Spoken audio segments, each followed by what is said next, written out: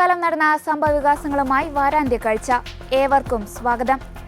നടനും സംവിധായകനും തിരക്കഥാകൃത്തുമായ ശ്രീനിവാസൻ അന്തരിച്ചതും പോറ്റിയെ കേറ്റിയെ എന്ന പാരഡി ഗാനത്തിനെതിരെ പോലീസ് കേസെടുത്തതും പ്രതിഷേധങ്ങൾക്കൊടുവിൽ BBG റാംജി ബിൽ അഥവാ Viksit Bharat guarantee for Rozgar and Ajeevika mission Gramin bill ഇരുസഭയിലും പാസാക്കിയതുമാണ് ഈ ആഴ്ചയിലെ സംഭവവികാസങ്ങൾ. മലയാള സിനിമയിലെ പകരം വെക്കാനില്ലാത്ത പ്രതിഭയായ ശ്രീനിവാസന്റെ വിയോഗം സിനിമാ ലോകത്തിനും മലയാളികൾക്കും നികത്താനാവാത്ത നഷ്ടമാണ്. അഭിനയം, തിരക്കഥ, സംവിധാനം എന്നിങ്ങനെ സിനിമയുടെ സമസ്ത മേഖലകളിലും സ്വന്തം കൈമുദ്ര പതിപ്പിച്ച അദ്ദേഹം 4.5 പതിറ്റാണ്ടിലേറെ കാലം മലയാളികളെ ചിരിപ്പിക്കുകയും ചിന്തിപ്പിക്കുകയും ചെയ്തു. ലളിതമായ ഭാഷയിൽ ഗൗരവമേറിയ സാമൂഹിക സത്യങ്ങൾ വിളിച്ചു പറയാനുള്ള അദ്ദേഹത്തിന്റെ കഴിവ് സമാനതകളില്ലാത്തതാണ്. 1977 മണിമുഴക്കം എന്ന സിനിമയിലൂടെയാണ് ശ്രീനിവാസൻ അഭിനയ രംഗത്തേക്ക് കടന്നുവരുന്നത്. പൗർണമിയുള്ള സുന്ദരനായ നായകനല്ലാത്ത ഒരു സാധാരണക്കാരനായി വന്ന് മലയാള സിനിമയുടെ മുഖച്ഛായ തന്നെ അദ്ദേഹം മാറ്റിമറിച്ചു.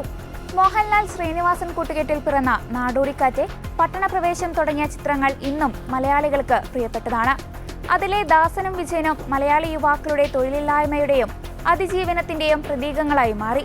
ശ്രീനിവാസൻ എന്ന തിരക്കഥാകൃത്താണ് മലയാള സിനിമയെ കൂടുതൽ ജനകീയമാക്കിയത്.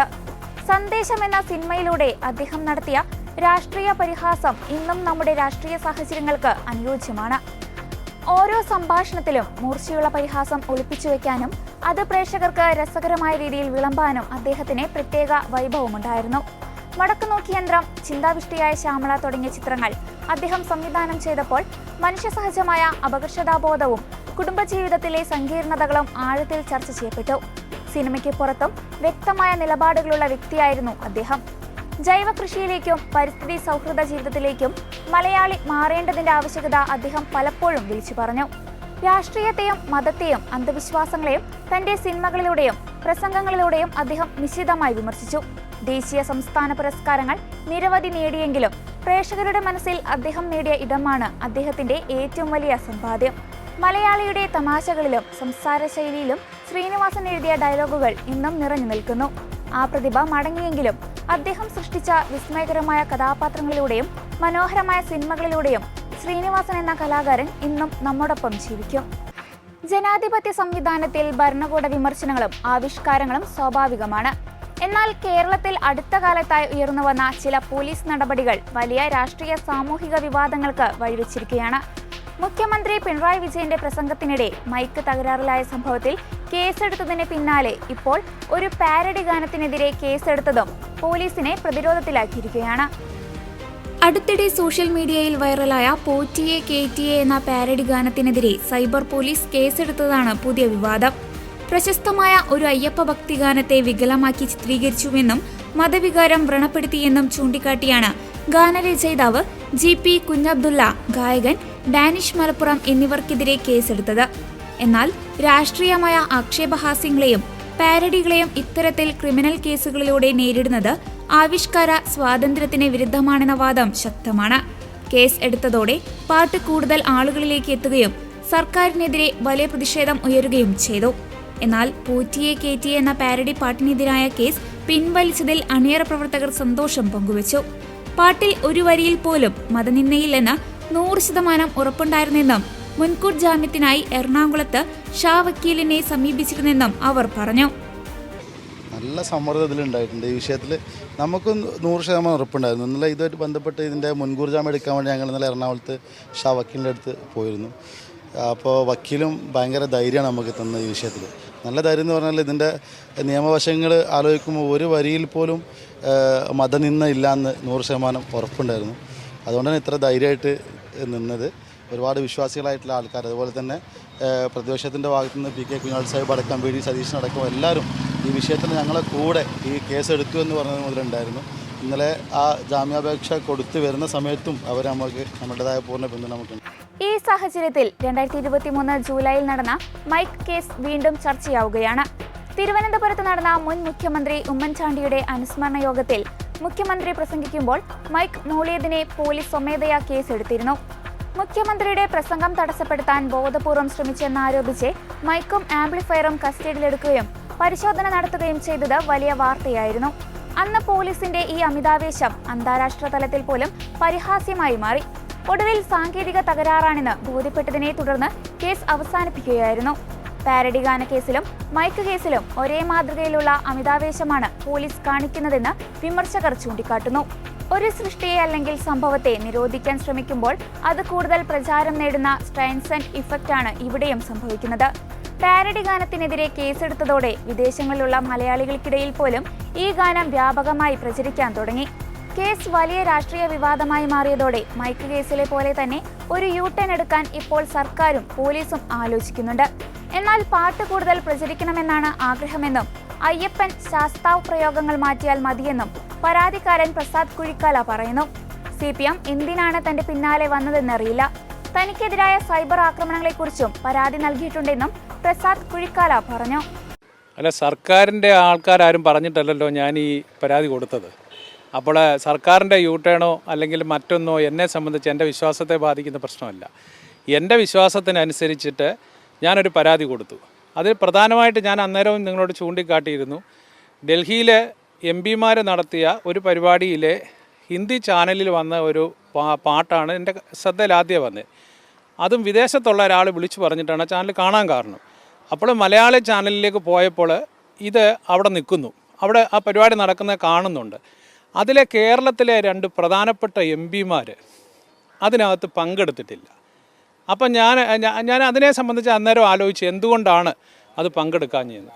അപ്പോൾ ആ പാട്ടിനകത്ത് ശാസ്താവും അയ്യപ്പൻ എന്ന് പറയുന്ന 2 വേർഡ് അതിനകത്തുണ്ട്. അത് അവർക്കത് ബുദ്ധിമുട്ടുണ്ടാക്കുന്നു എന്നാണ് എനിക്കതിൽ നിന്ന് ബോധ്യപ്പെട്ടത്. അപ്പോൾ അവർ 2 പേര് എല്ലാ പരിപാടിക്കകത്തും ഈ MP-മാരെല്ലാം അവിടെ ഉള്ളതാണ്, പക്ഷേ ഇതിനകത്ത് അത് കാണുന്നുമില്ല. അപ്പോൾ അതുകൂടെ ആയപ്പോൾ നമുക്കറിയാം ആവിഷ്കാര സ്വാതന്ത്ര്യം എന്ന് പറയുന്നിടത്ത് ഒരു വിഭാഗത്തിൽ മാത്രമാണ് ആവിഷ്കാര സ്വാതന്ത്ര്യം എന്നറിയാം. ഒരു ജോസഫ് മാഷയുടെ കൈവെട്ടി ഒരു പേര് സാധാരണ വിളിക്കുന്ന ഒരു പേര് ഉച്ചരിച്ചതേ ഉള്ളൂ, ഏതോ ഒരു കഥ എഴുതിയതാണ്. അവിടെ ആവിഷ്കാര സ്വാതന്ത്ര്യത്തിന് വന്നിട്ടുണ്ടെങ്കിൽ അദ്ദേഹത്തിൻ്റെ കൈവെട്ടുമായിരുന്നു ചെയ്തത്. അപ്പോൾ മറ്റുള്ള രീതിയിലുള്ള ഇത് വെച്ച് നമ്മൾ നോക്കുന്നുണ്ടെങ്കിൽ ഇവിടെ ഭക്തർക്കാണ് ഇതിനെ സംബന്ധിച്ചുള്ള വേദന ഉണ്ടായി.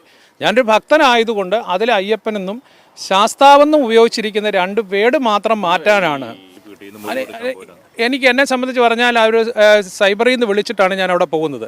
മൊഴി വേണം എന്ന് പറഞ്ഞപ്പോൾ ഞാൻ മൊഴി പറഞ്ഞു. ആ മൊഴി പറഞ്ഞതിനകത്ത് ഞാൻ ഊന്നി പറഞ്ഞ ഒറ്റ കാര്യം ഇത് മാത്രമേ ഉള്ളൂ, ശാസ്താവും അയ്യപ്പൻ എന്നുള്ള ഈ പദം അതിൽ നിന്ന് മാറ്റി ഈ പാട്ട് പൂർണ്ണമായിട്ടും ഇങ്ങനെ തന്നെ നിൽക്കണം എന്നാണ് ഞാൻ പറഞ്ഞത്. കാരണം എന്താണെന്ന് ചോദിച്ചാൽ ഈ സ്വർണ്ണക്കൊള്ളയെ സംബന്ധിച്ച് മുഴുവൻ ആളുകൾക്കും ആ പാട്ടിൽ നിന്ന് അതിൻ്റെ ഉൾസത്തം നമുക്ക് മനസ്സിലേക്ക് വന്നിട്ടുണ്ട്, എങ്ങനെയാണ് കൊള്ള നടത്തിയതെന്ന്. പക്ഷേ അതിനകത്ത് പറഞ്ഞ ഒരു കാര്യം, ഈ പറയുന്ന ശാസ്താവും അയ്യപ്പൻ എന്ന് പറയുന്ന ആ വേർഡിൽ എന്തെങ്കിലും ഇവരൊരു മാറ്റം വരുത്തിയിട്ട് ഇവരത് ചെയ്യട്ടെ, ആ പാട്ട് മുഴുവൻ പ്രചരിക്കട്ടെ. ഈ സ്വർണ്ണക്കൊള്ളയുമായി ബന്ധപ്പെട്ട മുഴുവൻ ആൾക്കാരെയും പുറത്തു കൊണ്ടുവരണം.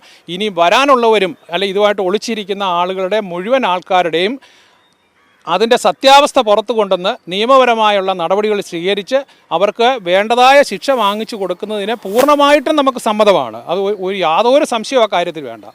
അപ്പോൾ അത് മാത്രമാണ് എന്നെ സംബന്ധിച്ച് ഞാൻ ആ മൊഴി കൊടുത്തതിനകത്ത് കറക്റ്റായിട്ട് പറഞ്ഞിരിക്കുന്നത്, അത് മാത്രമാണ്. അതേസമയം പാരഡി പാട്ടിൽ മുൻ നിലപാട് മാറ്റി പത്തനംതിട്ട CPM ജില്ലാ സെക്രട്ടറി രാജു എബ്രാഹാം. പാരഡി പാട്ടിനെതിരെ പരാതി നൽകിയത് പാർട്ടിയല്ലെന്നും തിരുവാഭരണ പാത സംരക്ഷണ സമിതിയാണെന്നും അദ്ദേഹം പറഞ്ഞു. CPM പാട്ടിനെ എതിരല്ല, ആവിഷ്കാര സ്വാതന്ത്ര്യത്തിന് വേണ്ടി എന്നും നിലകൊള്ളുന്ന പാർട്ടിയാണ് CPM. പാട്ടിനെ കുറിച്ചുള്ള വിഷയത്തിൽ ഇതുവരെ പാർട്ടി നിലപാട് വ്യക്തമാക്കിയിട്ടില്ലെന്നും അദ്ദേഹം പറഞ്ഞു. ഇപ്പോൾ ശബരിമല തെരഞ്ഞെടുപ്പിന് ശരണമന്ത്രമാണ്, അയ്യപ്പനെ പറ്റിയുള്ളൊരു ശരണമന്ത്രമാണ് സ്വാമി അയ്യപ്പോ എന്നുള്ള ഒരു ഭക്തിഗാനം. ആ ശരണമന്ത്രത്തെ ദുരുപയോഗപ്പെടുത്തുന്ന ഒരു കാഴ്ച നമ്മളിപ്പം വളരെ വ്യസനപൂർവ്വം കണ്ടുകൊണ്ടിരിക്കുകയാണ്. അപ്പോൾ അത്തരത്തിൽ തിരുവാഭരണ സംരക്ഷണ സമിതിയോ തിരുവാഭരണ അല്ലെങ്കിൽ മറ്റ് ഏതെങ്കിലും സംഘടനകളോ പരാതി കൊടുത്തിട്ടുണ്ടെങ്കിൽ തീർച്ചയായിട്ടും വളരെ ഗൗരവത്തിൽ അന്വേഷിക്കേണ്ട കാര്യമാണ്. KC രാജഗോപാൽ MLA-യുടെ പ്രസ്താവന ഇന്ന് മാധ്യമങ്ങളിൽ വായിച്ചു. ഇന്നലെ ടെലിവിഷൻ മാധ്യമങ്ങളിലെല്ലാം പ്രസ്താവന ഉണ്ടായിരുന്നു. കോഴഞ്ചേരി ഏരിയ കമ്മിറ്റി സെക്രട്ടറിക്കെതിരായിട്ടാണ് പരാതി.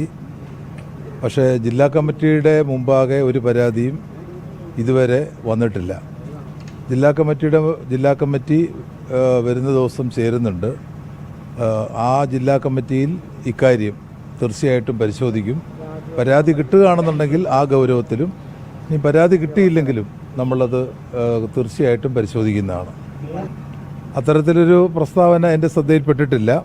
ഇനി അഥവാ അങ്ങനെ ഒരു പ്രസ്താവന നടത്തിയിട്ടുണ്ടെങ്കിൽ അദ്ദേഹത്തിൻ്റെ വ്യക്തിപരമായ ഒരു പ്രസ്താവനയാണ്. പക്ഷേ ഒരു കാര്യം തീർത്ത് ഞാൻ പറയാം, ഏത് പരാതി ഉണ്ടെങ്കിലും അത് പാർട്ടി ഫോറത്തിലാണ് അത് തരേണ്ടത്.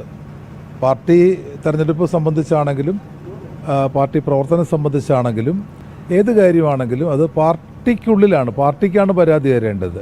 അത് സംബന്ധിച്ച് വ്യക്തമായ കാഴ്ചപ്പാട് പാർട്ടി പറഞ്ഞിട്ടുള്ളതാണ്. പാർട്ടി ബ്രാഞ്ചിലുള്ളവരാണെങ്കിലും ഏരിയ കമ്മിറ്റിക്കാരാണെങ്കിലും ജില്ലാ കമ്മിറ്റിക്കാരാണെങ്കിലും ഏത് ഘടകത്തിലുള്ളവരാണെന്നുണ്ടെങ്കിലും അവർക്ക് അവരുടെ ഘടകത്തിലോ തൊട്ടുപരി ഘടകത്തിലോ അവർക്ക് പരാതി നൽകാവുന്നതാണ്. ഇത് വളരെ ക്ലിയറായ, ഇത് വളരെ വ്യക്തമാണ്, എല്ലാവർക്കും അറിയാവുന്ന കാര്യവുമാണ്.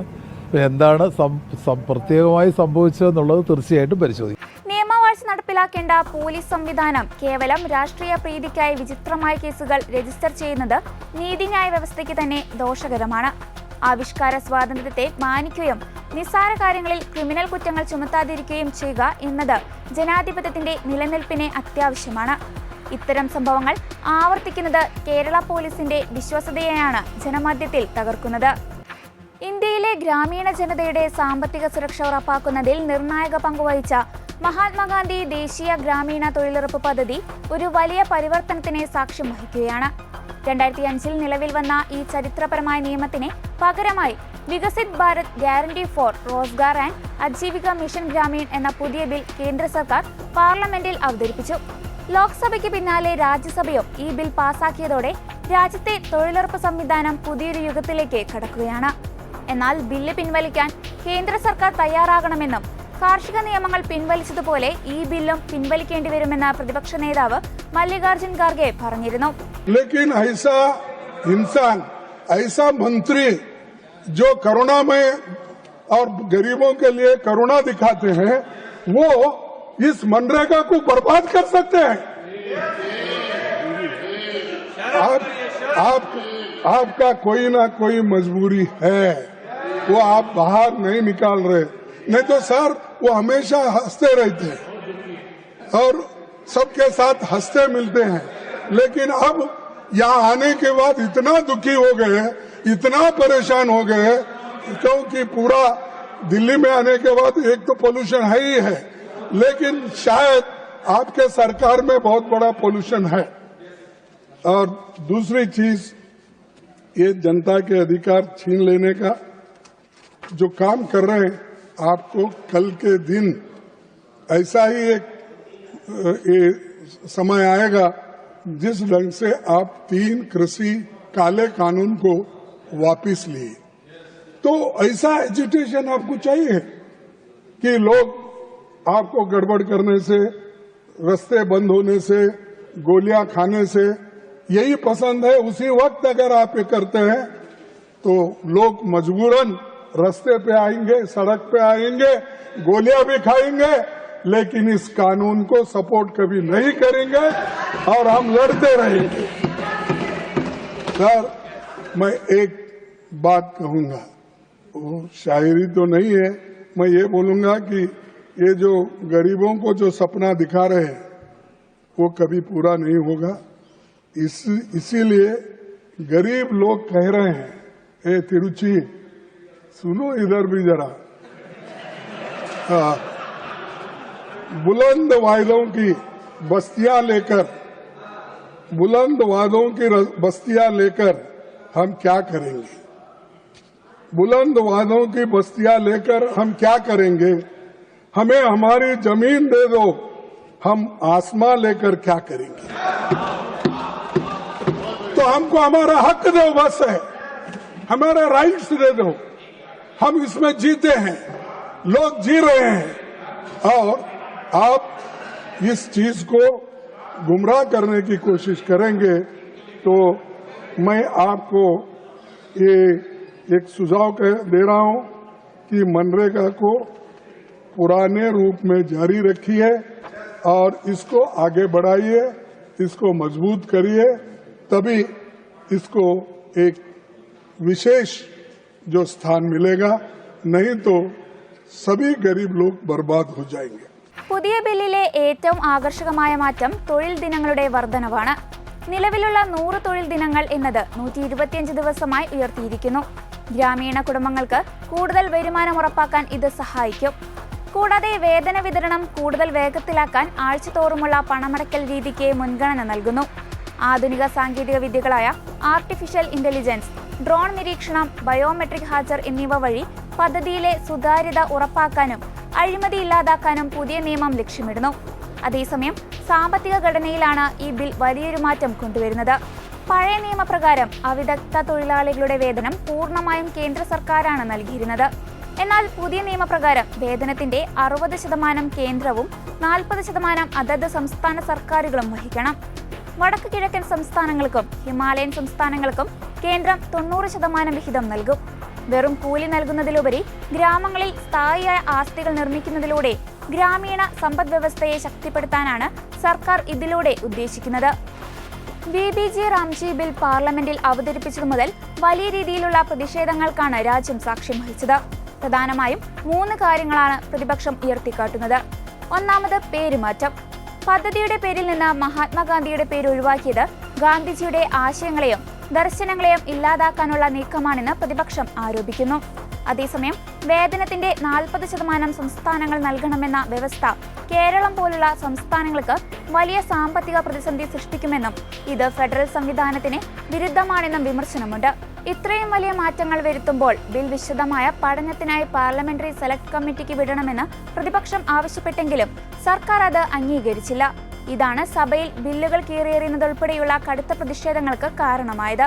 അതേസമയം പാവപ്പെട്ടവരുടെ ക്ഷേമത്തിന് വേണ്ടിയാണ് ബില്ല് കൊണ്ടുവരുന്നത് എന്നും പ്രതിഷേധിക്കുന്നതിലൂടെ പ്രതിപക്ഷം മഹാത്മാഗാന്ധിയുടെ ആശയങ്ങളെ അവഹേളിക്കുകയാണെന്ന് മന്ത്രി ശിവരാജ് സിംഗ് ചൗഹാൻ പറഞ്ഞു.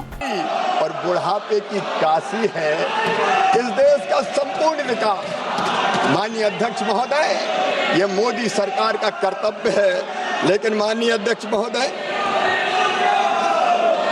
विधेयक पर चर्चा करते हुए कई तरह की चर्चा की गई, संघ को भी व्यर्थ में घसीटा गया। आज मैं कहना चाहता हूं, इस महान सदन में संघ व्यक्ति निर्माण में विश्वास करता है। देशभक्त, चरित्रवान, ईमानदार, परिश्रमी, अपने लिए नहीं समाज के लिए जीने वाले कार्यकर्ताओं की मालिका खड़ी की है हिंदुस्तान में, तो राष्ट्रीय स्वयंसेवक संघ ने की है। हमारे संघ के विचार कभी भी सीमित और संकीर्ण नहीं रहे। व्यक्तिगत हितों से ऊपर उसके हजारों लाखों कार्यकर्ता राष्ट्र के निर्माण के पवित्र काम में लगे। परम पूज्य सरसंघ चालक श्रीमान मोहन भागवत जी के विचार पढ़ लीजिए। हिंदुत्व संकीर्ण नहीं है। माननीय अध्यक्ष महोदय, मैं इनको निवेदन करना चाहता हूं, प्रतिपक्षी मित्रों को, एकम सद विप्रा बहुधा वदंती हिंदुत्व है। माननीय अध्यक्ष महोदय, सिया राम में सब जग जानी हिंदुत्व है।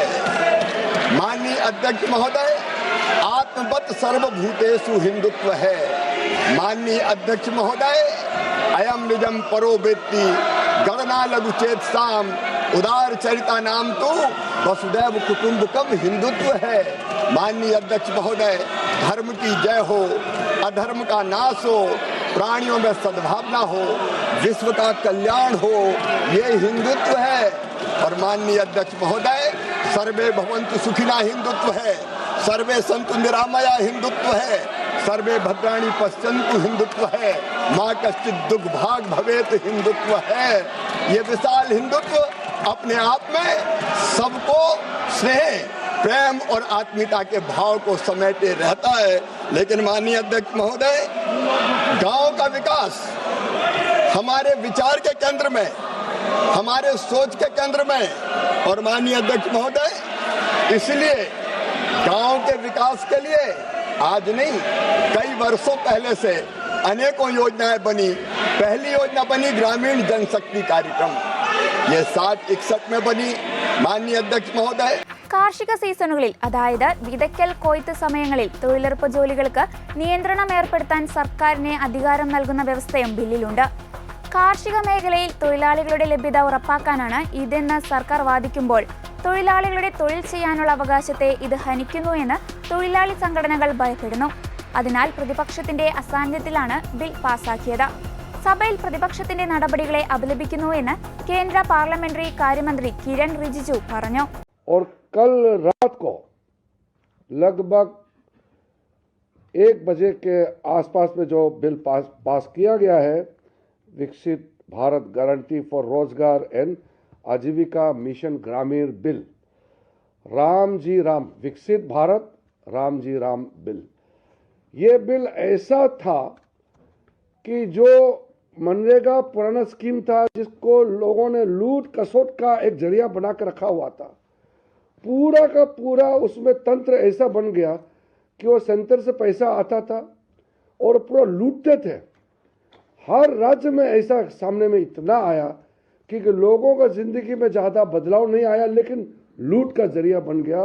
उसको सुधारने के लिए जी राम जी बिल लेके आया. इसमें 125 दिन का रोजगार गारंटी, करप्शन को रोकने के लिए व्यवस्था, टेक्नोलॉजी के माध्यम से ट्रांसपेरेंसी और साथ साथ में क्वालिटी काम होगा अभी ग्रामीण इलाकों में. इतना बड़ा काम जो मोदी सरकार ने जो किया है, पार्लियामेंट ने जो पारित किया है, जी राम जी बिल ग्रामीण भारत को एक तरीके से क्रांतिकारी तरीके से बदलने का ये बिल है. इसलिए मैं मानता हूं कि रिफॉर्म्स एक्सप्रेस का बहुत तेजी से जो गाड़ी आगे बढ़ा है, उसका सबसे बड़ा नमूना हमको इस बार देखने को मिला है. और ये एक्सप्रेस रुकने वाला नहीं है, ये और तेजी से आगे बढ़ने वाले हैं. ഇന്ത്യൻ ഗ്രാമങ്ങളുടെ മുഖച്ഛായ മാറ്റാൻ ലക്ഷ്യമിട്ടുള്ളതാണ് VBG റാംജി ബിൽ എന്ന് സർക്കാർ അവകാശപ്പെടുമ്പോൾ അത് പാവപ്പെട്ടവരുടെ അവകാശങ്ങൾ കവർന്നെടുക്കാനുള്ള നീക്കമാണെന്ന് പ്രതിപക്ഷം വാദിക്കുന്നു. സാങ്കേതിക വിദ്യയുടെ ഉപയോഗവും കൂടുതൽ തൊഴിൽ ദിനങ്ങളും സ്വാഗതാർഹമാണെങ്കിലും സംസ്ഥാനങ്ങളുടെ മേൽ അടിച്ചേൽപ്പിക്കുന്ന സാമ്പത്തിക ഭാരവും ഗാന്ധിജിയുടെ പേരൊഴിവാക്കിയതും വലിയ രാഷ്ട്രീയ തർക്കങ്ങൾക്ക് വഴി തുറന്നിരിക്കുകയാണ്. വരും ദിവസങ്ങളിൽ ഈ നിയമം എങ്ങനെ നടപ്പിലാക്കപ്പെടുന്നു എന്നതിനെ ആശ്രയിച്ചിരിക്കും ഗ്രാമീണ ഇന്ത്യയുടെ ഭാവി. ഇതോടെ വാരാന്ത്യ കാഴ്ച പൂർണ്ണമാകുന്നു. അടുത്ത ആഴ്ച വീണ്ടും കാണാം. നന്ദി.